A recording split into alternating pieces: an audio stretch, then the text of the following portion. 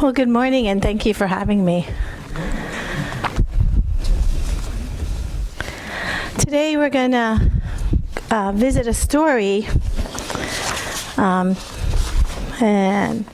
when I was 12 years old, I had these two little sisters. One of them was Gloria, and the other one was Nellie. And every night, my mom would be watching some kind of TV show. I can't remember it right off the top of my head. But she would say, "Can you please go read your sisters a story before they go to bed?" And I'm like, do I have to? But I remember the two favorite stories were The Three Little Pigs and The Three Little Bears. Goldilocks and the Three Little Bears. So anyway, so I was remembering the shouting that the wolf would do. "I'm going to huff and puff and blow your house down." And I was wondering why that was coming to me, and I really didn't understand. So I was thinking, how easily it was for the wolf to, knock down the hay house and knock down the stick house, but not the brick house. So as I was struggling with some thoughts, I was thinking, I think I want to look up the story and see what it would mean to me. So that's what I did. So I chose to look at it metaphysically, and this is what I came up with. And that's why I came up with Who's Afraid of the Big Bad Wolf, because most of us are afraid of something, because fear is an emotion that we have that comes to us very easily when we're in a state of not knowing what to do next. So it reminded me of how the three pigs feared their house falling down. And throughout my life, I've had challenging times, which started as a young girl. I remember going to Catholic school, and I was told I was going to hell for every bad thought. So think about how I felt as a 7, 8, and 9-year-old in Catholic school. Recently, I noticed I was holding on to too many strong beliefs from my childhood. I felt ashamed of not being this perfect, good mom. I blame my mom and my grandmother for those habits of being everything to my children and not taking care of myself, physically, mentally, and spiritually, because I was doing and doing and doing, but not always taking care of myself and trying to set some healthy boundaries and try to commit to my self-care. I decided to look again at the Three Pigs story metaphysically, because it was something that enlightened me, and thought that I could share that with you today. So the first place I looked at was Book of Spirits, and that one, book Spirit Animal by Elena Harris, and also Animal Speaks by Ted Andrews, to find out what was this about the wolf and the pigs, and what did that mean metaphysically. So the power of the wolf brings out fourth instinct, intelligence, appetite for freedom, and the awareness of the importance of social action. It may also symbolize fear of being threatened and lack of trust. The pig represents prosperity, spiritual strength, and strong protector. The pig is deeply connected to Mother Earth and the mysteries of nature. This spirit guides you fearlessly throughout the trials and tribulations inherited on everyone's life path. So I know that there might be a few of you who have not had trials and tribulations, right? None of you, right? It's only me who goes through trials and tribulations. And then this is a book I used a lot as I was studying to be a licensed teacher, and some of other works that I've done. So I decided to look up in the revealing word three things: air, consciousness, and Trinity, because there were three pigs. Air, the distinct breath of God, and distinct means the nature of spirit, that God has this nature of when you feel his presence, you know that you're in God. So it symbolizes purifying, vitalizing power that revives and makes us alive. So air is what keeps us going, Consciousness, the sense of awareness of knowing, the realization of an idea, object, or condition. The Trinity, the religious term for Trinity is the Father, Son, and Holy Spirit. The metaphysical term is mind, idea, and expression. And when I've taught different classes at Unity, to me it always was divine mind, divine idea, and divine expression. And that divine mind and divine idea work together. We co-create, and then we co-create what would be a divine expression. So I'm going to read you the story right now to remind you. A mother sent her 3 pigs out into the world and told them to do their best. One pig built a house of straw, while the second pig built his house with sticks. They built their houses very quickly and then sang and danced all day because they were lazy. The third pig worked hard all day and built his house with bricks.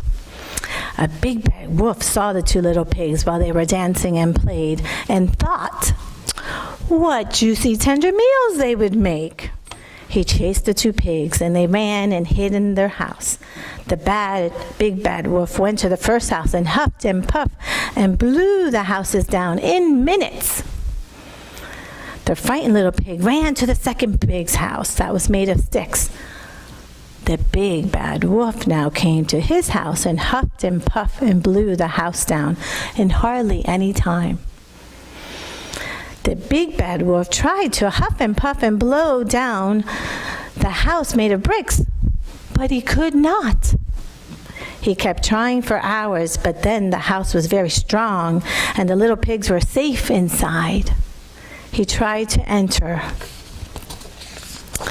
the chimney, but the third pig boiled a big pot of water and kept it below the chimney. The wolf fell and died.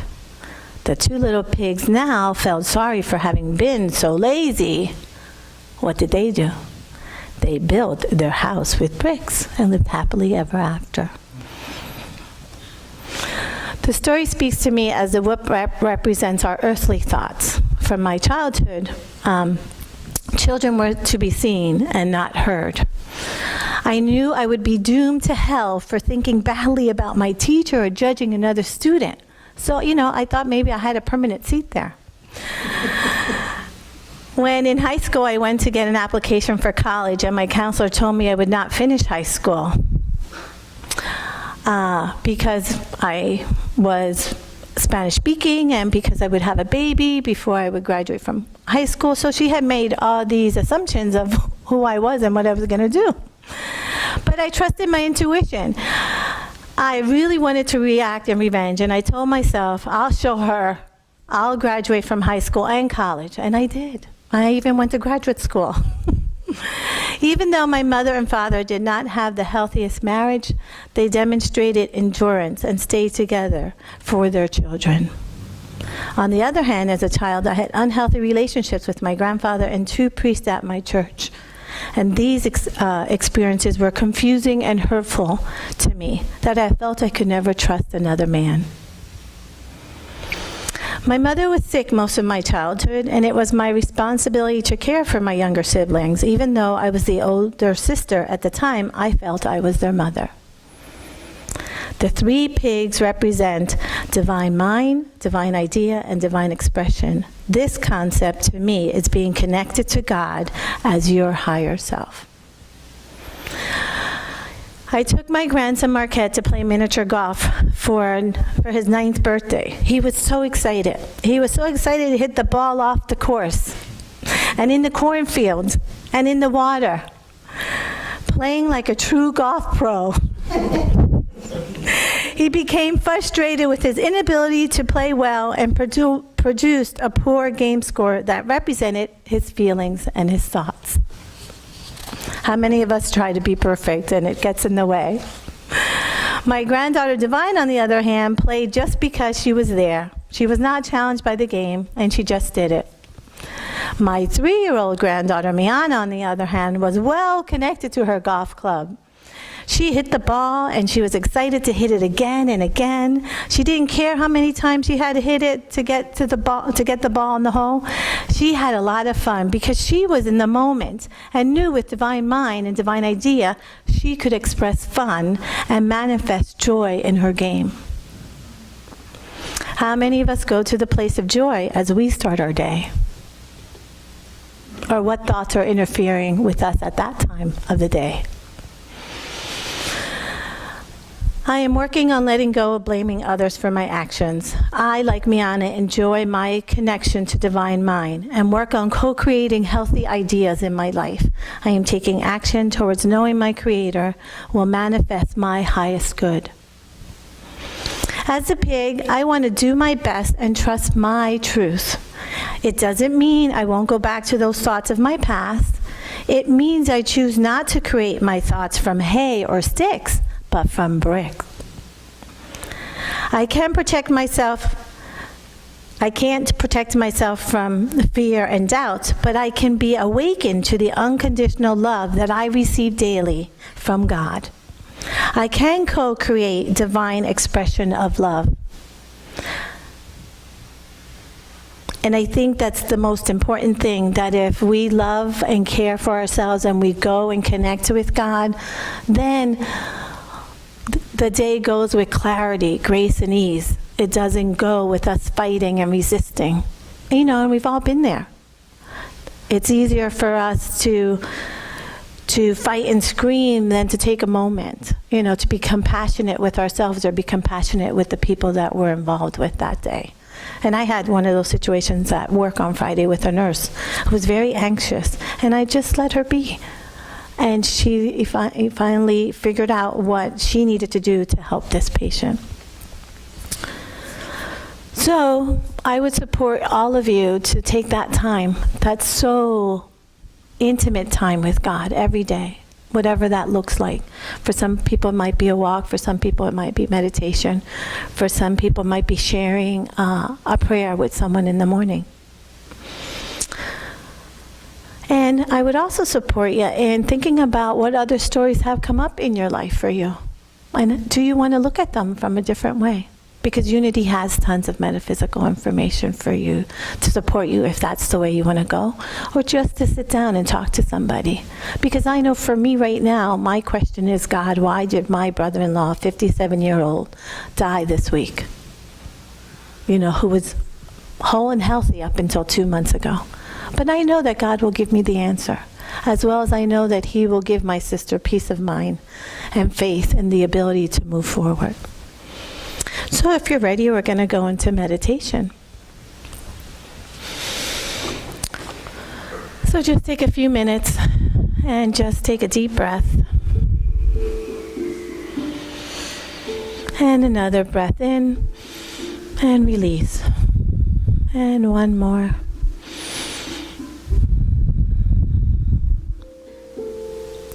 With unwavering faith, we release all to God. Take in a breath and exhale.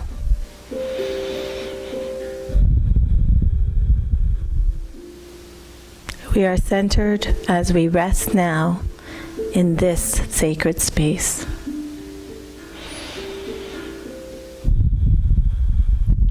We act with divine wisdom and rise to new heights of understanding.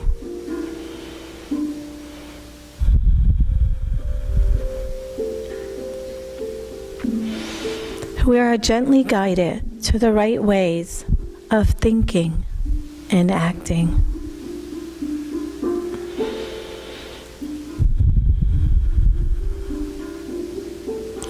We move and speak with the wisdom of Spirit.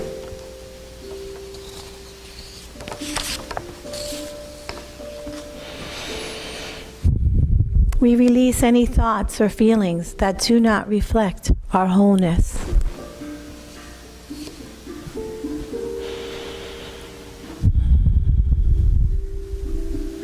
Divine love is our source of abundance.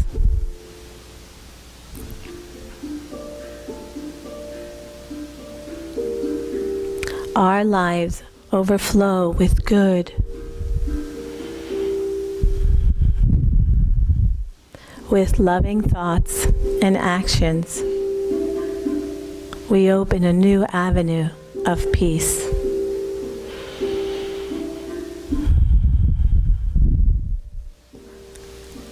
The love of our hearts guides us in all we say and do to open avenues, new possibilities of peace. We hold thoughts of peace and send vibrations to the world. These vibrations radiating from soul to soul, prompting people everywhere to act in gentle, kind, and loving ways.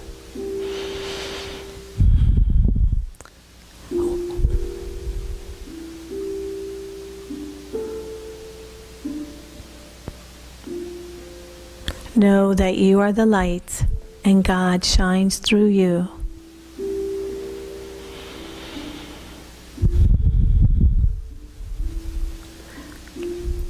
When you're ready, feel your feet on the floor and come back to this peaceful community of love and peace.